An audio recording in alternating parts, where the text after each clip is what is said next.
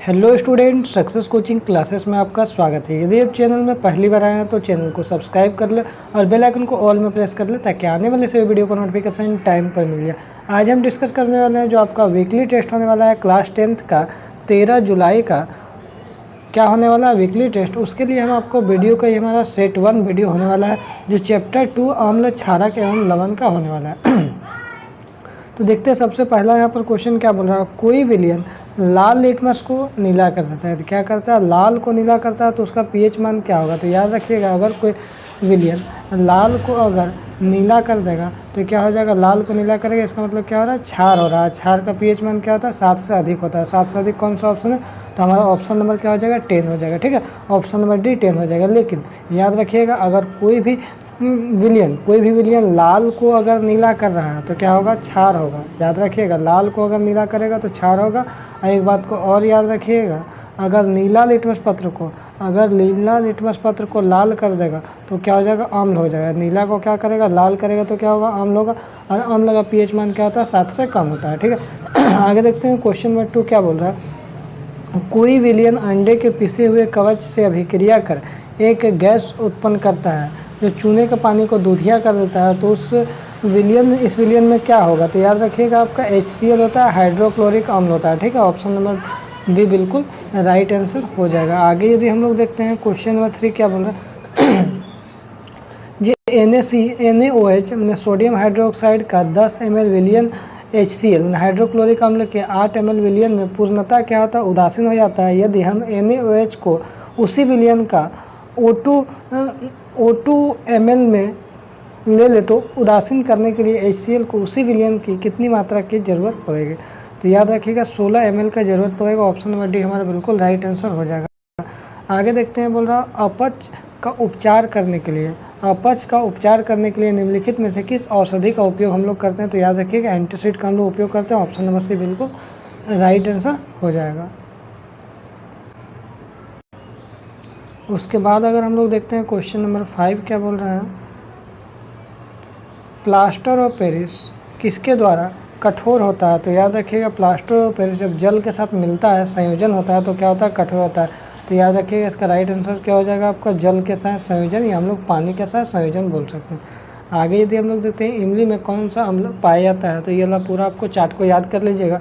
तो इमली में कौन सा अम्ल पाया जाता है, तो याद रखिएगा टार्टरिक अम्ल पाया जाता है। अगर आपसे पूछेगा दही में कौन सा अम्ल पाया जाता है, तो याद रखिएगा लैक्टिक अम्ल पाया जाता है। ठीक है, उसके बाद अगर आपको नींबू या संतरा में कौन सा अम्ल पाया जाता है, तो आपको साइट्रिक अम्ल पाया जाता है। ठीक है, और टमाटर में कौन सा अम्ल पाया जाता है, तो ऑक्जेलिक अम्ल पाया जाता है। आगे यदि हम लोग देखते हैं, हम देखिए वेरी शॉर्ट टाइप को क्वेश्चन देखते हैं हम लोग अति लघु उत्तरी में।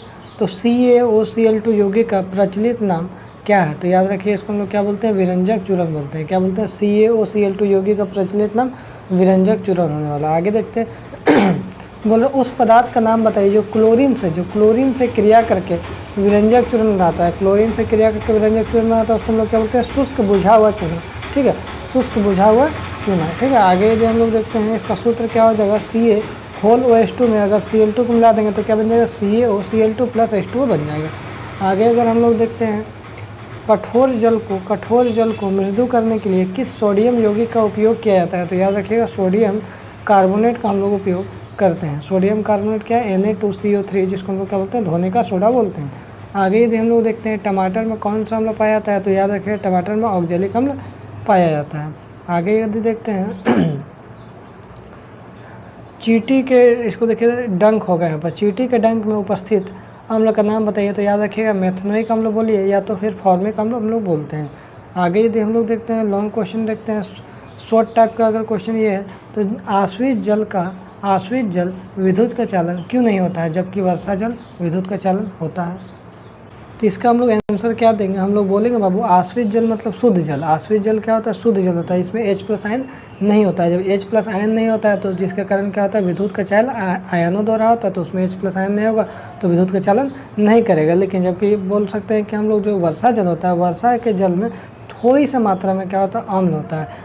क्योंकि वायु में उपस्थित SO2 और NO2 गैस मिलकर क्या होता है, इसे अम्ल बना जाता है, और ये अम्ल H+ आयन उत्पन्न करता है, जिसके कारण विद्युत का चालन करता है। ठीक है, फिर समझ लीजिए, बोल रहा है आश्रित जल विद्युत का चालन क्यों नहीं करता है जबकि वर्षा जल करता है। तो याद रखिए आश्रित जल मतलब क्या होता है, शुद्ध जल होता है। शुद्ध जल में क्या होता है, आपको H+ आयन नहीं होता है। जब H+ आयन नहीं होगा तो विद्युत का चालन नहीं करेगा। जबकि वर्षा जल में क्या होता है, कुछ मात्रा में H+ आयन होता है और जिसमें से क्या होता है SO2 और NO2 गैस मिलकर क्या होता है, उसको अम्ल बनाया जाता है और अम्ल बन जाएगा तो उसमें H+ आयन मिलेगा, तो जिससे विद्युत का चालन होगा। आगे यदि हम लोग देखते हैं क्वेश्चन क्या बोल रहा है, जल की अनुपस्थिति में अम्ल का व्यवहार अम्ल क्यों नहीं होता है। साफ साफ यहाँ पर क्वेश्चन बोला जल की उपस्थिति में ही ना अम्ल का व्यवहार अम्ल होता है, लेकिन यहाँ क्या बोला जल की अनुपस्थिति में होगा, तो बिल्कुल नहीं होगा, क्योंकि जल की अनुपस्थिति में अम्ल जो है H+ आयन उत्पन्न नहीं कर पाते हैं, इसलिए अम्ल का व्यवहार अम्ल नहीं होता है। केवल जल की उपस्थिति में ही H+ आयन देगा, और H+ आयन देगा तो अम्ल अभिलक्षण दर्शाने के लिए आयनों का बनना बहुत ज़्यादा जरूरी होता है। आगे क्या बोल रहा है, ताज़े दूध के pH का मान 6 होता है, दही बन जाने पर इसके pH के मान में क्या परिवर्तन होगा। तो दही बनने की प्रक्रिया में क्या होता है, लैक्टिक अम्ल का निर्माण होता है, जिसके कारण क्या होता है, इसका pH मान 6 से कम हो जाएगा। आगे यदि हम लोग देखते हैं उदासीनीकरण अभिक्रिया किसको बोलते हैं, तो अम्ल और क्षारक को आपस में अगर अभिक्रिया करवाएंगे तो क्या होगा, लवण और जल बनेगा। ठीक है, लवण और जल बनेगा, इसी को हम लोग क्या बोलते हैं, उदासीनीकरण अभिक्रिया हम लोग करते हैं। देखिए यहाँ पर NaOH मतलब ये क्या हो गया, सोडियम हाइड्रोक्साइड मतलब क्षार हो गया, HCl क्या हो गया, हमारा अम्ल हो गया। क्षार और अम्ल अभिक्रिया करवाएं तो क्या हो गया, NaCl मतलब लवण हो गया, और ये हमारा क्या हो गया, जल हो गया। ठीक है,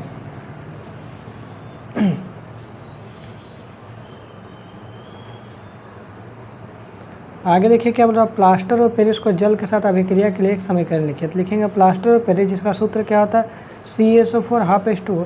अगर जल के साथ अभिक्रिया करता है तो क्या बन जाता है, जिप्सम बन जाता है। इसका फॉर्मूला क्या होता है, CaSO4.2H2O का निर्माण होता है। जैसे देखिए CaSO4 2H2O प्लास्टर और पेरिस में अगर जल मिला दे रहे हैं तो क्या हो जाएगा, CaSO4 2H2O में जिप्सम आपका बना लेगा। अगर आगे देखते हैं क्वेश्चन क्या बोल रहा है, सोडियम हाइड्रोजन कार्बोनेट के विलयन को गर्म करने पर क्या होगा, इस अभिक्रिया के लिए समीकरण लिखे। तो लिखेंगे सोडियम हाइड्रोजन कार्बोनेट के विलयन को गर्म करने पर यह सोडियम कार्बोनेट जल तथा कार्बन डाइऑक्साइड का निर्माण करेगा। जैसे देखिए सोडियम हाइड्रोजन कार्बोनेट को अगर गर्म करेंगे तो क्या होगा, Na2CO3 + H2O + CO2 बन जाएगा।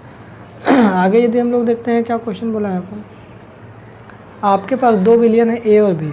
विलयन A का pH का मान 6 है और विलयन B के pH का मान 8 है। तो किस विलयन में हाइड्रोजन आयन की सांद्रता अधिक होगा, इनमें से अम्लीय है और कौन क्षारीय है। तो याद रखिएगा जिस विलयन का pH मान 7 से अधिक होता है वो क्या होता है, आपको जिस विलयन का pH मान 7 से अधिक होगा वह क्षारीय होगा, और जिस विलयन का pH मान 7 से कम होगा वो अम्लीय होगा। ठीक है, इसलिए विलयन A जो है अम्लीय और विलयन B क्या हो जाएगा, क्षारीय हो जाएगा, क्योंकि विलयन B क्या होगा 7 से अधिक है तो क्षारीय हो जाएगा, और विलयन A क्या है 6 है तो 7 से कम है तो अम्लीय हो जाएगा। अम्ल विलयन में हाइड्रोजन आयन की सांद्रता अधिक होती है, इसलिए विलयन A का हाइड्रोजन आयन की सांद्रता अधिक होगा। आगे यदि हम लोग देखते हैं, बोल रहा है H+ आयन की सांद्रता विलयन की प्रकृति पर क्या प्रभाव पड़ता है। तो बोल रहा है H+ आयन की सांद्रता बढ़ने पर विलयन का अम्लीय गुण बढ़ता है, और H+ आयन की सांद्रता कम होने पर विलयन का क्षारीय के गुण बढ़ता है। ठीक है, आगे यदि हम लोग देखते हैं, बोल रहा है क्या क्षार के विलयन में H+ आयन होते हैं, अगर हाँ तो यह क्षार क्यों होता है, चलिए समझते हैं। बोल रहे हैं हाँ, क्षार के विलयन में H+ आयन होते हैं, परंतु इसकी सांद्रता आयन की सांद्रता से बहुत कम होती है, और OH- आयन की सांद्रता अधिक होने के कारण यह क्षार के होते हैं। मान लीजिए यहाँ पर हम एग्जांपल लेते हैं, यहाँ पर हमारा 500 ग्राम क्षार है। ठीक है, 500 ग्राम क्षार है, और कोई 100 ग्राम अम्ल आके इसमें हम मिला देंगे। अगर 100 ग्राम अम्ल मिला देंगे तो इसमें अम्ल तो मिला, लेकिन इसका गुण क्या बदल जाएगा, क्या ये तो क्षार ही रहेगा, क्योंकि अम्ल तो इसमें पूरा फीका पड़ जाएगा ना, क्योंकि 500 ग्राम का क्षार और 100 ग्राम अगर अम्ल मिला भी देंगे इसमें तो क्या होगा, ज़्यादा मात्रा किसका है, क्षार का, तो फिर भी ये क्षार ही रहेगा ना। इसलिए बोला है ना जो हाँ, क्षार के विलयन में H+ आयन तो होते हैं, परंतु इसके आयन की सांद्रता क्या होता है, बहुत कम होता है। अब बहुत कम होने के कारण क्या होता है ना, आयन की सांद्रता अधिक होने के कारण यह क्षार के ही होता है। ठीक है, OH- आयन ज़्यादा उसमें पाया जाता है ना। आगे यदि देखते हैं, अम्ल को तनुकृत करते समय या क्यों अनुशंसित करते हैं कि अम्ल को जल में मिलाना चाहिए, ना कि जल को अम्ल में। बोल रहा जल में अम्ल के घुलने की प्रक्रिया क्या होता है, अत्यंत ऊष्माक्षेपी होता है। सांद्र अम्ल में जल मिलाने पर उत्पन्न हुई ऊष्मा के कारण मिश्रण अस्फलित होकर बाहर आ सकता है तथा किसी तरह के दुर्घटना भी हो सकती है। साथ ही साथ अत्यधिक स्थानीय ताप के कारण उपयोग किया जा रहा है कांच का पात्र टूट भी सकता है, इसलिए अम्ल को सदैव धीरे धीरे जल के साथ मिलाना चाहिए। ऐसा नहीं करना चाहिए जो यहाँ अम्ल है डायरेक्ट क्या किया, जल को डायरेक्ट डाल दिया, ऐसा आपको नहीं करना है। ठीक है, डायरेक्ट जल को नहीं डालना चाहिए, जल में ही क्या करना, थोड़ा मात्रा में अम्ल को मिलाते रहना है, ताकि इससे फटने का संभावना नहीं रहेगा। आगे अगर हम लोग देखते हैं, बोल रहे एक ग्वाला ताज़े दूध के में थोड़ा बेकिंग सोडा मिलाता है। तो बोल रहे हैं यहाँ पर देखिए ताज़े दूध का पीएच मान 6 से बदलकर थोड़ा क्षार क्यों हो जाता है। और दूसरा बोल रहा है इस दूध को दही बनने में अधिक समय क्यों लगता है। तो बोल रहा है पहला को उत्तर देखिए, क्योंकि बेकिंग सोडा की प्रकृति क्या होता है, क्षारिक होता है और दूध के पीएच मान को क्या होता है, बढ़ा जाता है, जिसके कारण दूध अधिक समय तक खराब नहीं होता है। उसके बाद यहाँ दूसरा क्वेश्चन क्या बोल रहा है, दूध को दही बनने में अधिक समय क्यों लगता है।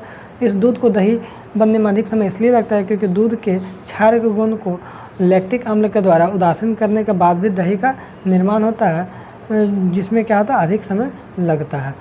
आगे देखिए बोल रहा है जो 5 बिलियन है ABCD है, जबकि सार्वत्रिक सूचक से जांच की जाती है। पीएच मान इसका 4 है, 1 है, 11 है, 7 है और 9 है। ठीक है, तो देखिए कौन सा क्या होगा देखना है। तो पहला आपका क्या हो जाएगा, आपका 4 उदासीन है, दूसरा में प्रबल क्षारीय है, तीसरा बोल रहा प्रबल अम्ल है, चौथा दुर्बल अम्ल है और पांचवा क्या बोल रहा है, दुर्बल क्षारीय है। तो बोल रहा है देखिए इसका क्या बोल रहा है ना, पीएच के मानों में हाइड्रोजन आयन की सांद्रता आरोही क्रम में सजाइए। तो देखिए जो उदासीन है उसका पीएच मान क्या होगा, 7 हो जाएगा। जो प्रबल क्षारीय है उसका पीएच मान क्या हो जाएगा, आपका 11 हो जाएगा। जो प्रबल अम्ल है उसका पीएच मान क्या हो जाएगा, 1 हो जाएगा। जो दुर्बल अम्ल उसका पीएच मान 4 हो जाएगा। दुर्बल क्षारीय उसका पीएच मान क्या हो जाएगा, 9 हो जाएगा। ठीक है।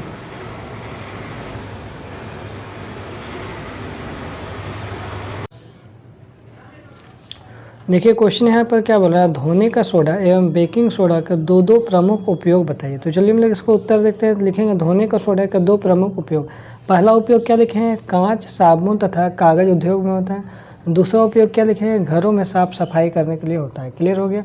उसके बाद देखिए बेकिंग सोडा का 2 प्रमुख उपयोग क्या लिखेंगे, पहला उपयोग लिखेंगे सोडा अम्ल अग्निशामक में, और दूसरा उपयोग क्या लिखेंगे, खाने की चीज़ों को अगर मुलायम करना है, स्पंजी बनाने के लिए हम लोग बेकिंग सोडा का हम लोग उपयोग करते हैं। बहुत ही मोस्ट इंपॉर्टेंट क्वेश्चन आपका था। तो यदि आपको वीडियो अच्छा लगे तो लाइक करिएगा, शेयर करिएगा। अगर चैनल में नए हैं तो चैनल को सब्सक्राइब जरूर करिएगा। आप हमारे WhatsApp group, Telegram link, WhatsApp channel में ज्वाइन होना चाहते हैं तो डिस्क्रिप्शन में आपको लिंक मिलेगा, आप जाकर ज्वाइन हो जाइएगा। फिर मिलते हैं नेक्स्ट वीडियो में। Thank you so much.